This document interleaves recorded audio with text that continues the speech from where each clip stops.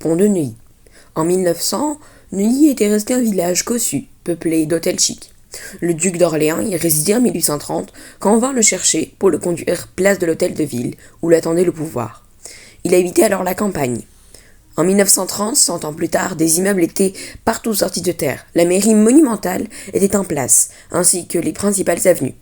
Il était de bon ton de vivre dans un hôtel particulier à Neuilly, ville boisée, aux rues tranquilles, bordées de hautes grilles. Les riches pouvaient à l'aise y remiser leurs limousines, y tenir des maisons nombreuses. L'ouest parisien se développait en même temps que l'ouest de Londres ou de New York. Les banquiers généraux et agents de change qui habitaient Neuilly avaient-ils besoin du métro? Certes, maîtres d'hôtel et dames de compagnie étaient las de marcher pour regagner Paris dans la boue des chantiers.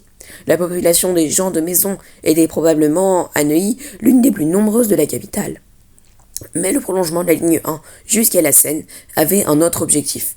Permettre aux populations ouvrières qui se pressaient de l'autre côté du fleuve, à Puteaux, Courbevoie, Nanterre, de se rendre commodément à Paris ou à partir des quartiers populaires de la capitale, de gagner leur travail dans les nouvelles usines chimiques ou métallurgiques, dans les ateliers de mécanique qui s'étaient installés sur l'autre rive de la Seine début 1918, entraînant la migration de dizaines de milliers d'ouvriers. La station Pont de Neuilly est une sorte de bout du monde où les voitures de luxe des propriétaires d'hôtels pouvaient apercevoir, quand ils circulaient à la pointe du jour, les files de travailleurs se rendant dans les usines à la sortie du métro.